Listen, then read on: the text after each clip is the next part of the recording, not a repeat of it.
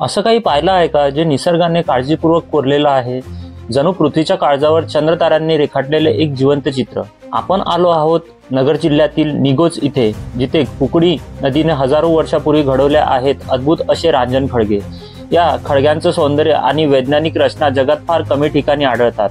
चला या अद्वितीय भूशिल्पाचा शोध घेऊया, निसर्गाच्या कलाकृतीला नजरेत आणि कॅमेऱ्यात साठवण्यासाठी सुरुवात करूया आपल्या आजच्या प्रवासाची। मी आहे सौरभ आणि तुम्ही बघत आहे सौरभ जांभळे व्लॉग्स। अहमदनगर जिल्ह्यातील पारनेर तालुक्यात निगोज येथे कुकडी नदीच्या पात्रात खुले खळगे आहेत। हे पाहण्यासाठी खूप दूरदूरून लोक येतात। आम्ही सुद्धा येथे येऊन निसर्गाचा हा अद्भुत चमत्कार पाहिला, त्यामागील लोककथा आणि वैज्ञानिक कारणही माहिती करून घेतले। तर नदीचे पात्र बरेचसे कोरडे पडले होते, त्यामुळे रांजण खळगे उघडे पडले होते। ते विशाल दृश्य पाहून मन भरवून गेलं।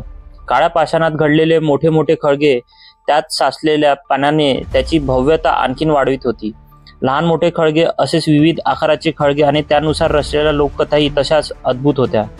नदी पात्रात 7 आसरांचे मंदिर आहेत। देवी चालत गेली, तिच्या पावलांचे ठसे उमटले असे काहीजण म्हणतात। निगोजमधील मळगंगा देवी म्हणजे पंचक्रोशीतल्या कुटुंबाची कुलदेवता। तर आता आम्ही आलोय माळगंगा देवी मंदिराजवळ। तिथं आल्यानंतर आता आम्ही जे रांजण खळगे म्हणून आम्ही इथं आलेलो आहे। आता तुम्हाला जो व्ह्यू दाखवतो तो तुम्ही बघा। हे बघा रांजण खळग्याचा असा व्ह्यू दिसतो, प्रत्येक ठिकाणी असा व्ह्यू दिसतो। म्हणजे या लेवलला जेव्हा पाणी येतं त्याच्यात जो खडक येतो फिरतो आणि त्या आकाराचा तो हा होतो। हा एका रात्रीत नाही होत, तो कमीत कमी याला 400 ते 500 वर्ष लागतात असं म्हणणं आहे। असा रांजण खळग्याचा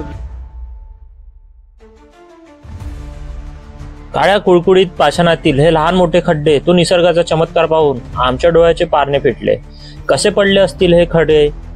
लहान मुलांना पडणारा प्रश्न मला सुद्धा पडत होता। कुकडी नदीत शंकराने तांडव नृत्य केले म्हणून असे खड्डे पडले अशी लोककथा आहे।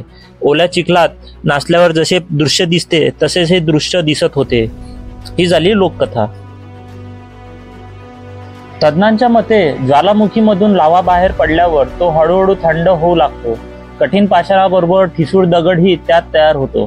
तिथून नदी वाहत असेल तर ठिसूळ भाग नदीला झिजून तिथे खळगा तयार होतो।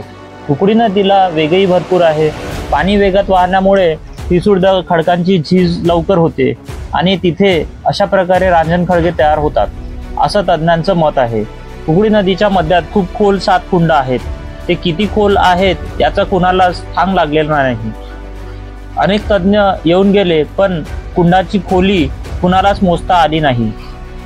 7 आसरांचे ते 7 कुंड आहेत असे स्थानिक लोक म्हणतात। आणखीन याच्यात एक दुवा म्हणजे रांजण खळगे हे नदीच्या खनन कार्यामुळे तयार होणारे एक भूरूप आहे। वेगाने वाहणाऱ्या पाण्याच्या प्रवाहामुळे रांजण खळग्यांची निर्मिती होते। नदीच्या पात्रात कठीण आणि मृदू खडकांचे स्तर एक आड एक असू शकते। पात्रात वेगाने वाहणाऱ्या पाण्याच्या प्रवाहाबरोबर दगडगोटे वाहत येतात। दगडगोटे आणि खडक यांच्यात होणाऱ्या घर्षणाने मृदू खडक झिजून कठीण खडकाचा मधला भाग तसाच राहतो आणि वर्षानुवर्षे चालत असलेल्या या क्रियेमुळे नदीच्या पात्रात रांजण खळगे तयार होतात।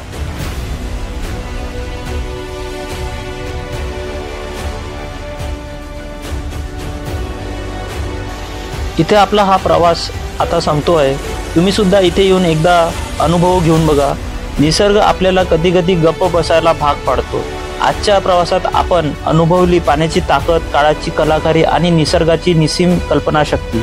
जर रांजण खळग्याचं हे निसर्गरम्य रूप तुम्हाला आवडलं असेल तर नक्की लाईक, शेअर आणि कमेंट करा आणि माझ्या नवनवीन सफर बघण्यासाठी चॅनलला सबस्क्राईब करा। पुन्हा भेटूया अशाच एका अविस्मरणीय ठिकाणी। तोपर्यंत निसर्गाला जपायला विसरू नका।